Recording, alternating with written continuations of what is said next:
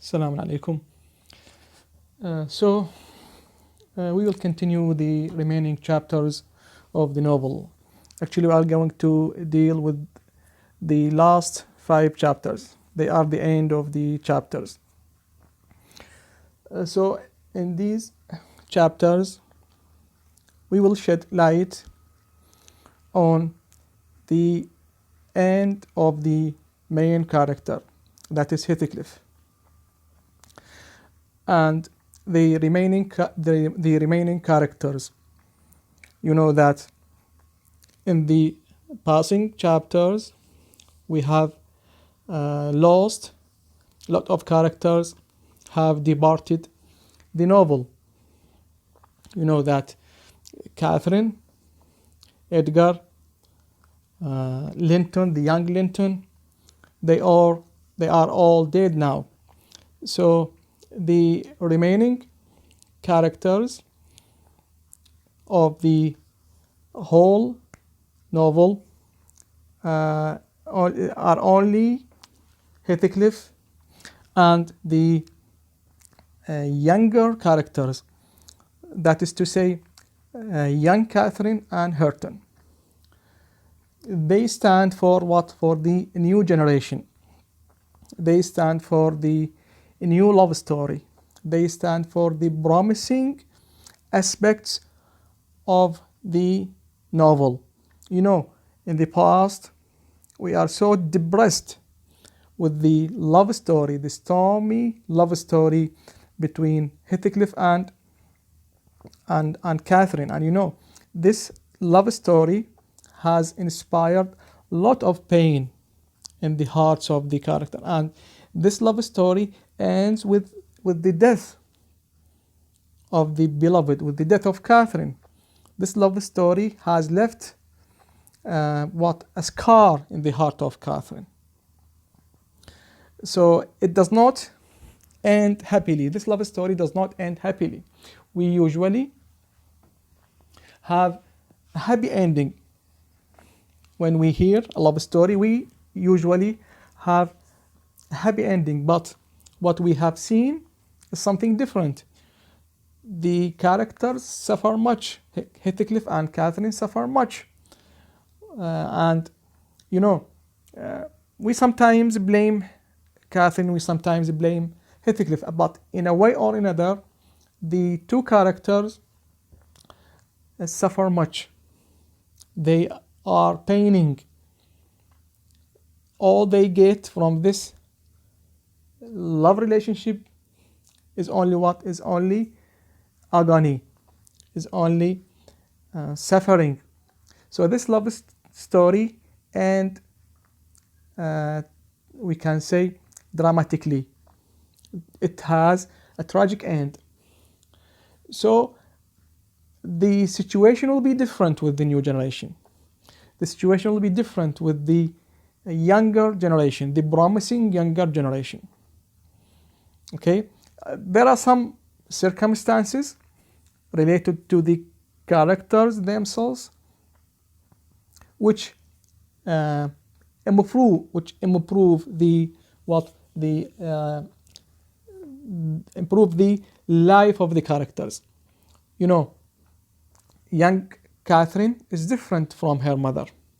Hareton is different. Though Hareton is another copy of Heathcliff. He has faced the same troubles. He has faced the same situation that Heathcliff faced in his earlier life. But still, Hareton is a different version, a different character. He is different from Heathcliff. He has the ability to change. He has the mood to change for the betterment. So in these chapters, the last 5 chapters, we are going to shed light on the last days of Heathcliff's life and the promising characters, the new generation, the new lovers, that is to say Hareton and young Catherine. you know that our story is narrated by two characters. Our novel is narrated by two characters. The major character, the basic narrator, is Lockwood. Okay, Lockwood's visit to Wuthering Heights sparks the storytelling. So basically, the main character, the main narrator, is Lockwood, and then Lockwood narrates to us via Nelladine. Nelladine is going to be the secondary narrator, though she has narrated the major part of the novel. She takes the responsibility of telling the whole part, the major part of the novel. But this happens through whom? Through Lockwood. We hear from Lockwood. We are reported the actions through Lockwood, but Lockwood does not witness everything. The story begins with the present, and then we have a flashback. You know the meaning of flashback? Flashback is narrating something from what? From the past. So the novel, this is a very important point. You have to keep it in your mind. So the novel begins with the present, and then we have flashback. Flashback means narrating something from the past. So the flashback takes place, or is narrated. The story of the flashback is narrated through Nelladine. So the major narrator is Lockwood, and though he has narrated to us the smaller part of the novel, but still the story begins with Lockwood and it ends with Lockwood, and what happens in between is narrated through Nelladine. So Nelladine is the minor, is the secondary narrator. She narrates to Lockwood, and we hear from Lockwood. We are reported the actions through Lockwood. So we never hear from Nelladine. We hear from Lockwood. So the last five chapters are going to be narrated by Lockwood again. So Lockwood will take the responsibility of narrating the remaining parts of the novel. So we are back to hear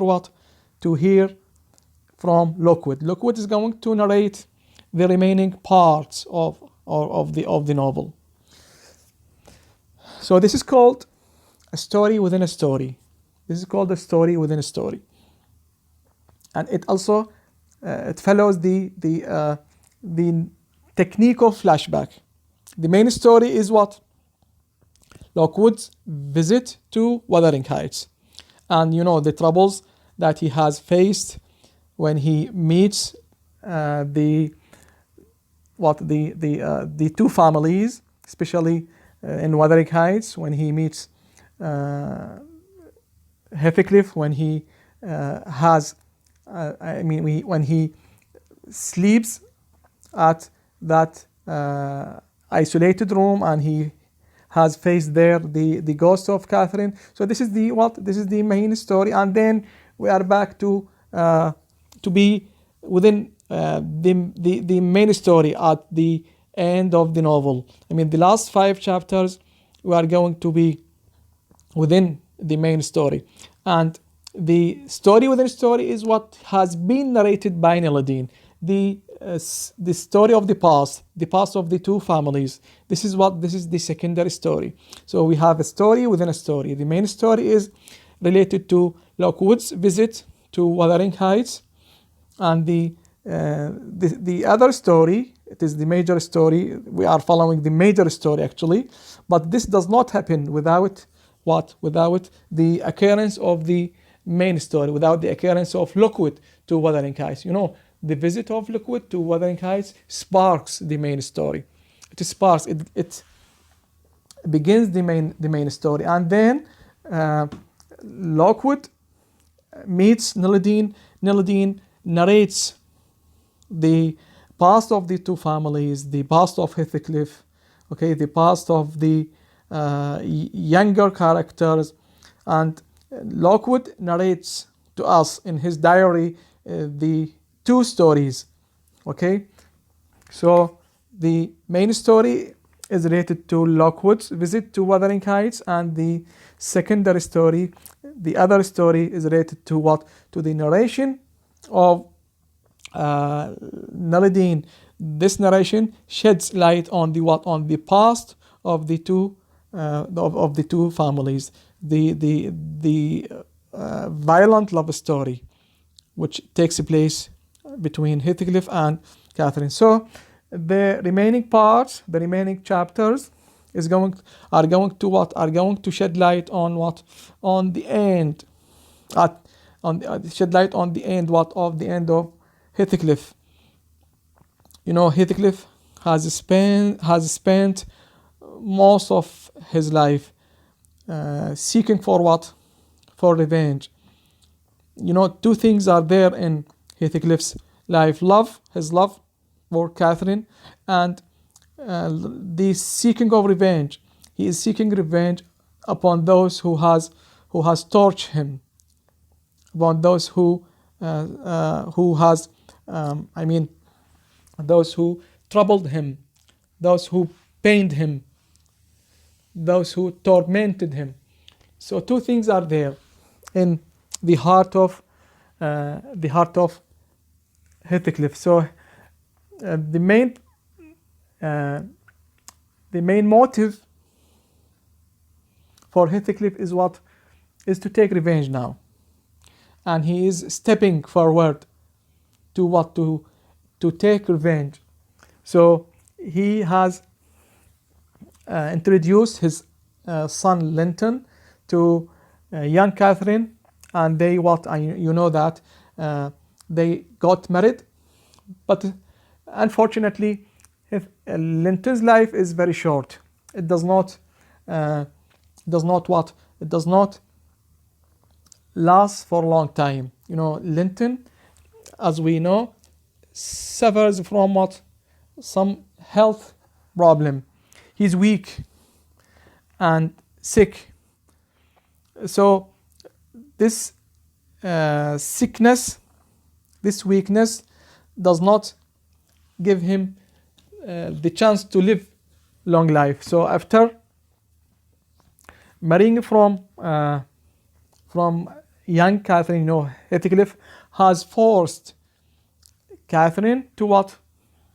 To marry Linton. He has made use of what? Of Edgar's illness. You know, Edgar at his last days is unable to what? Unable to take any action.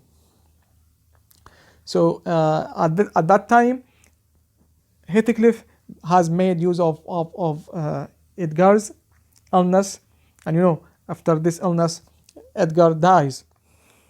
So he has forced young Catherine to marry Linton, but Linton does not live for a long time, and he dies. So now the only remaining figures are Heathcliff, Catherine, and Hurton. So you know, Heathcliff is unable to fulfill the ultimate end, the end of revenge. So all his attempts are in vain. The attempts to what? To dominate everything is in vain. So he does not achieve his end. He does not achieve his revenge entirely. So with the death of his son Linton, Heathcliff fails to achieve his end, the end of taking revenge. The first motive in Heathcliff's life is his love for Catherine, as if Heathcliff lives for two motives. The first motive is his love for Catherine, which does not end happily. Heathcliff's love does not end normally. Heathcliff suffers much because of his love for Catherine. Maybe because of Catherine, and maybe because of Heathcliff himself, but he suffers much because of his love for Catherine. And he does not achieve union with Catherine in his life, because Catherine has departed early. Catherine has got married firstly from Edgar, and this is very torching disappointment for Heathcliff. Heathcliff is betrayed by Catherine. Yes, still, love is there in Catherine's heart, but this is very severe disappointment. He has received this disappointment from Catherine in her life, and then the second disappointing thing is the departure of Catherine. So her departure, her early departure, has left a scar in Heathcliff's heart. Heathcliff does not.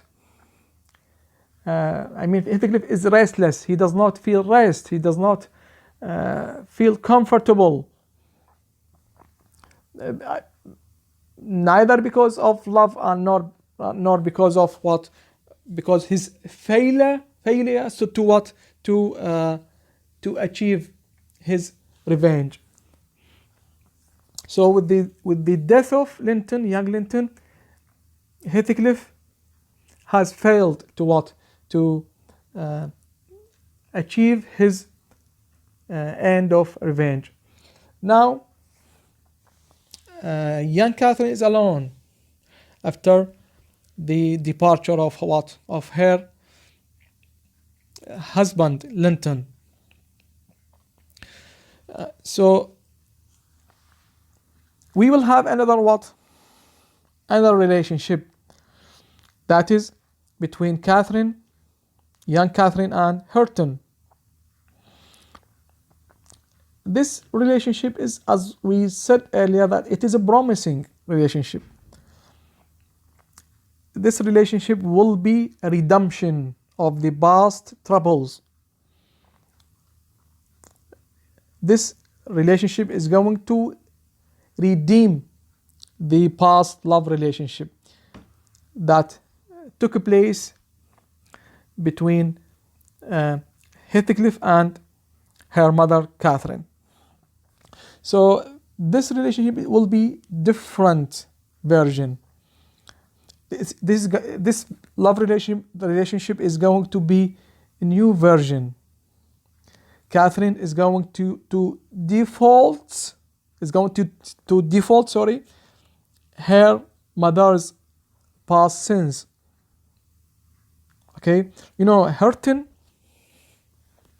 is illiterate. He does not have the ability to read and write. So he struggles to know how to write and read. Hareton is a different character from Heathcliff.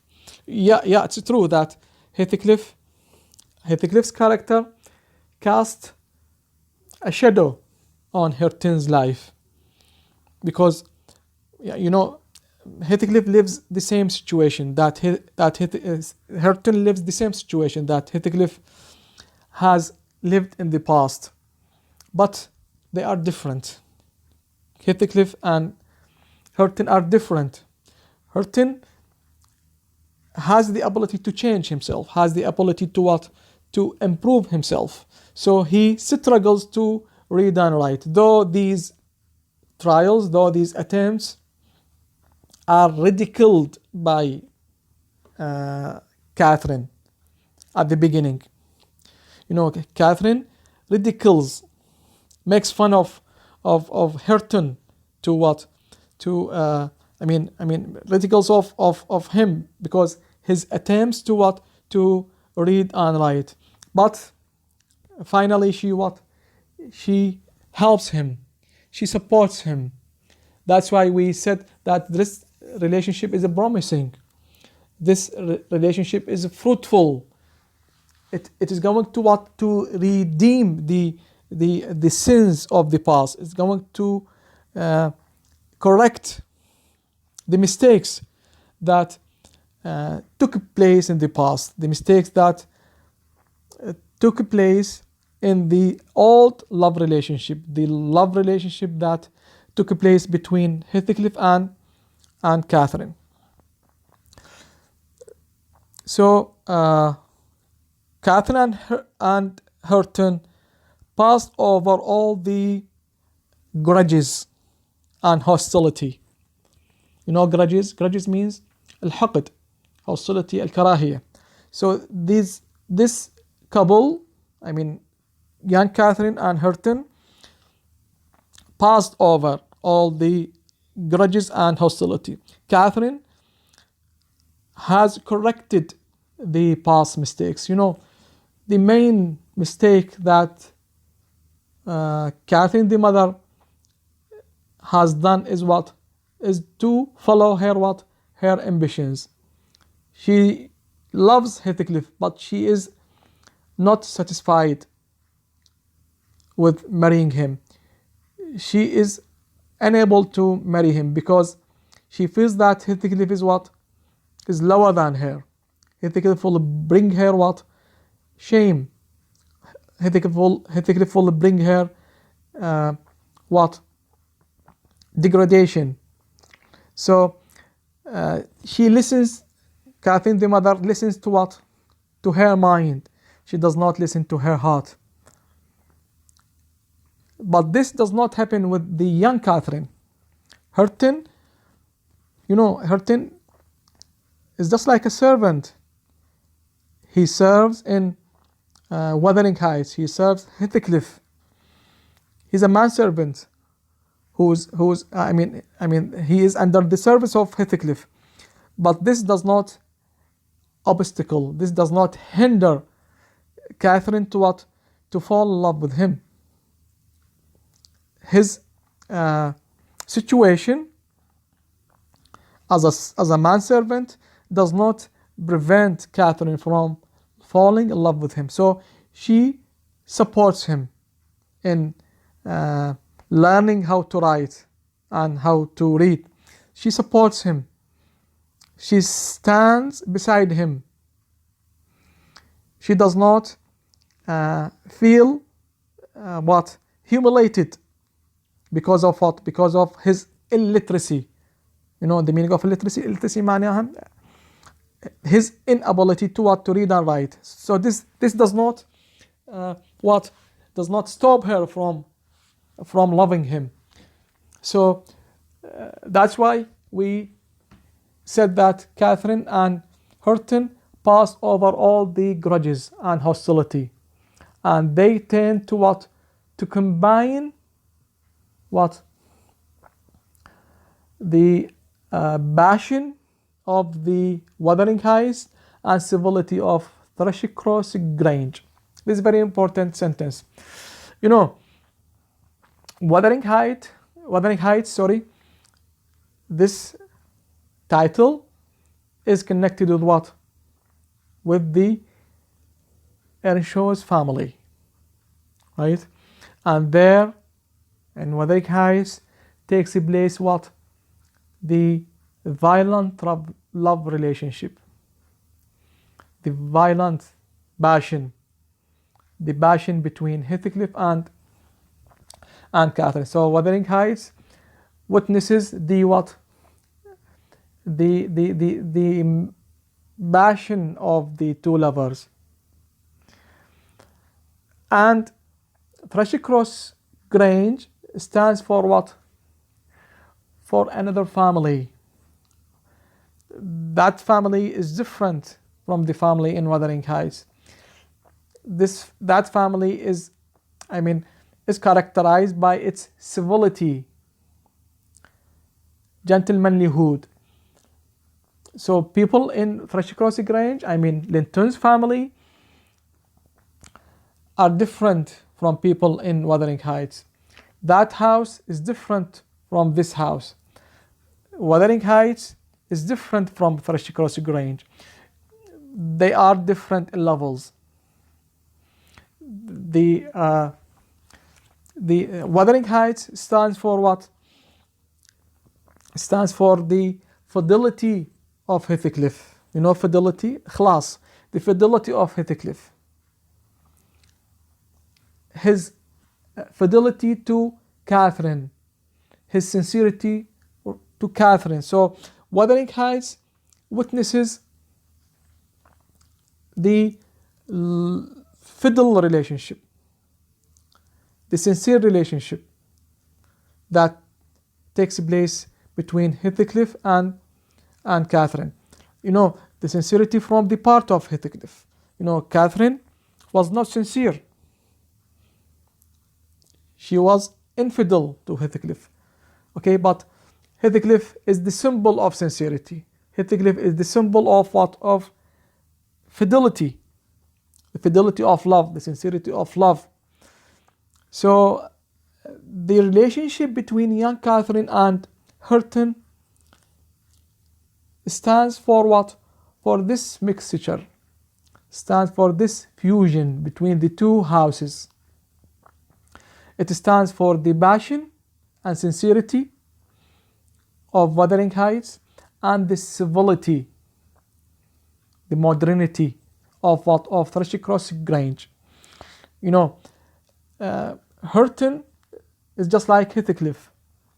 Young Catherine, who was brought in Thrushcross Grange, stands for the what? For the civility of this house, the polished style of this house. This house has attracted her mother. The civility of this house, the polishment of this house have attracted her mother. And then she got married from Edgar. So this relationship between young Catherine and Hareton tends to what? To bridge the gap, to fill the gap between the two houses. This relationship stands midway. This relationship dismisses the hostility, dismisses the diversity, dismisses the differences between the two houses. You know, there are what? There are a lot of what? A lot of differences between the two houses. There's a wide gap between the two houses. So the young generation, the promising generation, has bridged this gap, has filled the gap, has shortened the distance between the two houses. It has filled the gap between the two houses. The marriage, the future marriage between Catherine and young Catherine and Hareton violates the rules that were dominant in the past. You know the meaning of violate? Violate means تجاوز, خرق. للقواعد. So their relationship, their love relationship violates the rules that were dominant in the past.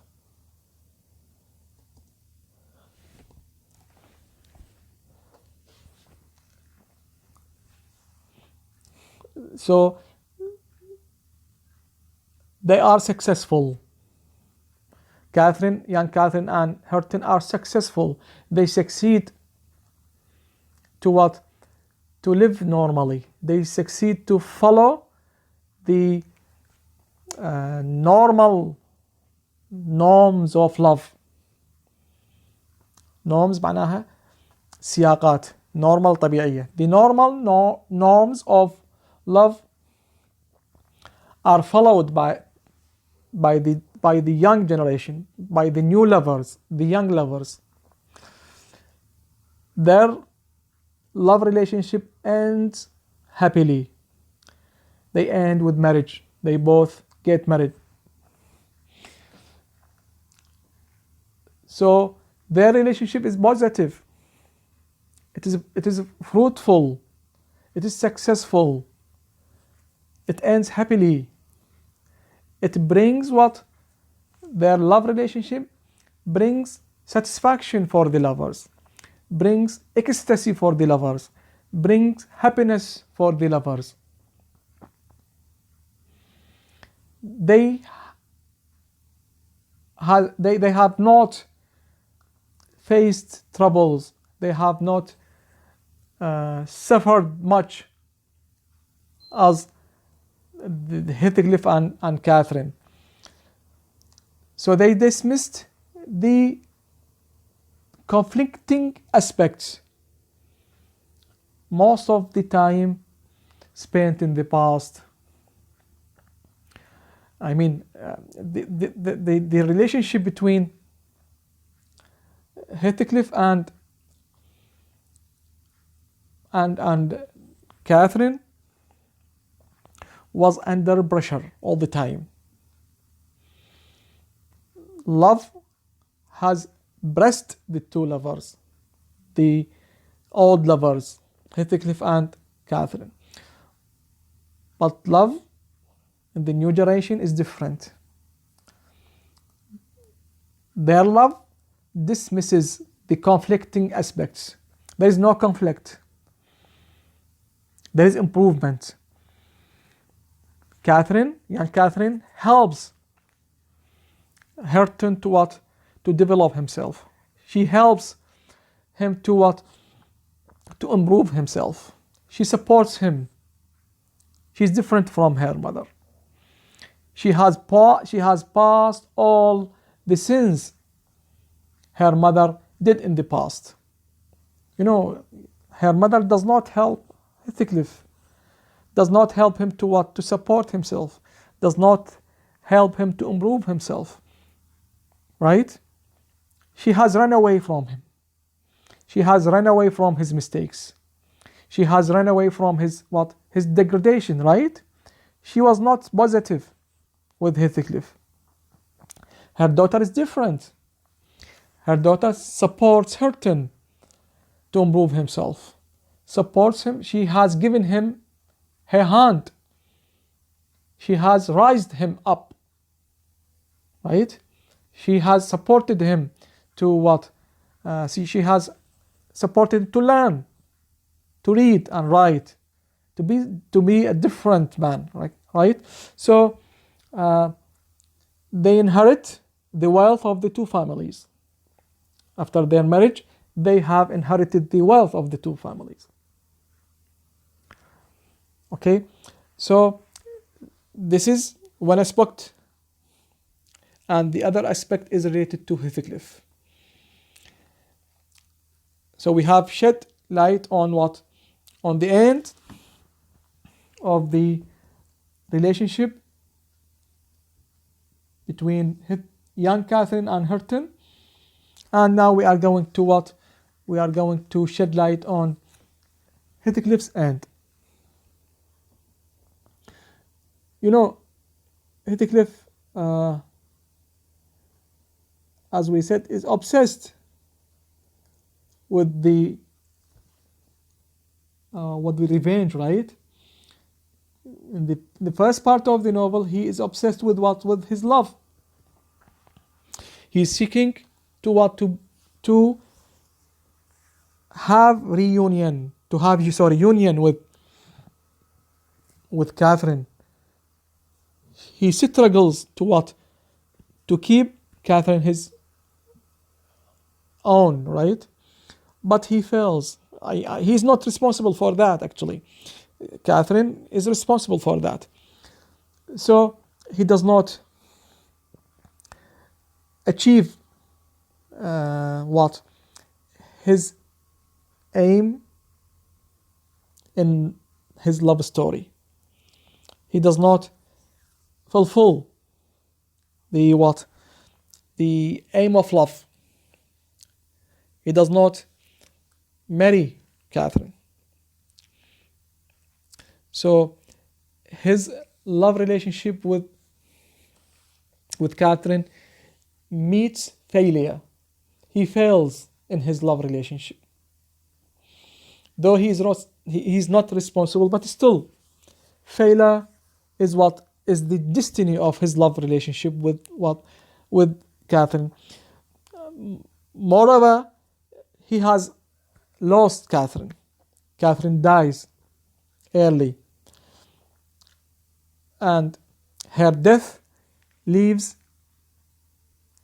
a wound in Heathcliff's heart. Her death leaves a scar in his heart. But still, he keeps searching for union with Catherine. And he also has has prepared a grave for him near Catherine's grave. He has spared a grave for him near Catherine's grave. So he seeks reunion with Catherine in afterlife, and he keeps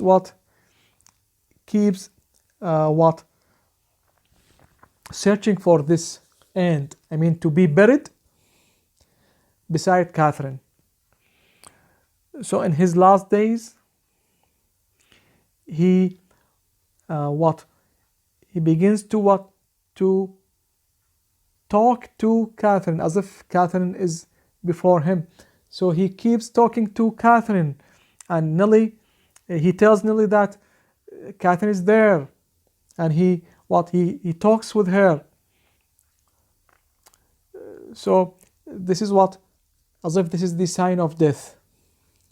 His talk with the apparition of Catherine gives us the signal that Heathcliff is approaching his end, as if Catherine has come back to take Heathcliff. She has come back to take Heathcliff. So Heathcliff dies at the end of the novel. He dies, and he tells Nellie to fulfill his will, the will of the will of burying him beside Catherine's grave. And a rumor is there after Heathcliff's death tells that the ghost of Heathcliff is seen in the moors with another ghost. So most of the people in the area tell that Heathcliff with another apparition, with another ghost, come to visit the moors. So this union does not happen in life. I mean, the union between Heathcliff and Catherine does not happen in life. So Heathcliff keeps searching for this union after life. Heathcliff does not believe in heaven, actually. Heathcliff is not religious. He does not believe in heaven, but he has the idea that he can be with Catherine in afterlife. So he keeps on searching to what?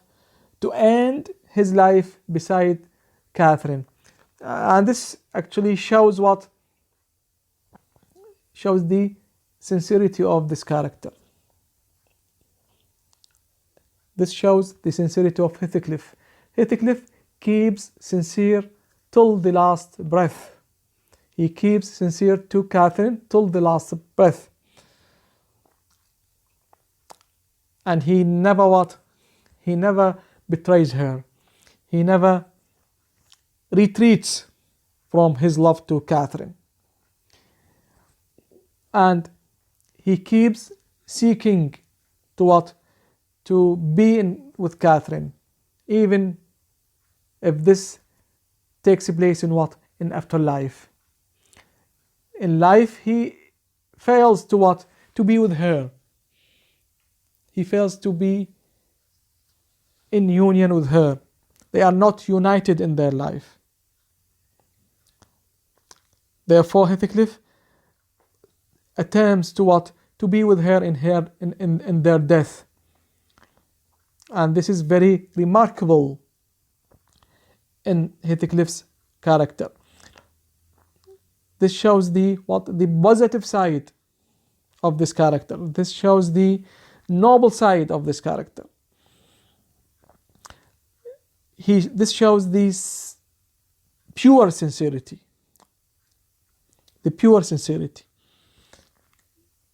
The sincerity that tells about what? The character of Heathcliff. The true love of Heathcliff for Catherine. It is very It is very noble to seek what? To seek this union after life. This idea fills Heathcliff's mind in his last days. When he feels that he's approaching death, he begins to see the ghost of Catherine. It is a part of hallucination, but this is the romantic hallucination. This tells that the time of reunion has come. This tells that Catherine comes to be with Heathcliff, comes to invite Heathcliff, to invite him to be to be together in that afterlife world. So this hallucination tells that the time of being together has come. So the reunion between the two lovers is not achieved in life. It is only achieved in afterlife. So the novel ends in this way. It ends tragically. It ends with what? With the death of the two lovers. But we have two facets for this love. One is related to Heathcliff and one is related to Catherine. What is related to Heathcliff shows what? Shows the highest level of sincerity. It shows the highest level of fidelity. Heathcliff keeps fiddle for Catherine, and he is waiting the time to what? To die beside her. Right? And the other facets related to Catherine, which is related to what? To the negative part of this love relationship. The tragic part of this relationship, Catherine's decision of leaving Heathcliff and marrying Edgar is what? Is it tragic? It stands for tragic action, which brings doom, which brings suffering, which brings agony for the two lovers. This decision brings what? A lot of negative consequences. It's part of what? It's part of Catherine's doom. It's part of Catherine's fate is related to her or is related to this decision. The decision of leaving Heathcliff and marrying Edgar. So we can see now the two facets. The facets which is related to Heathcliff, الوجه, facets means الوجه, and the other facets which stands for Catherine. And what is left is only the young lovers. Those two lovers redeem the whole tragic part, and it gives a glimpse of hope. This love, this relationship gives a glimpse of hope for the future. Okay, it's true that the novel ends tragically, but still there is a glimpse of hope which is related to the young lovers and the young couple. This is the end of our novel, and wish you the best and good luck.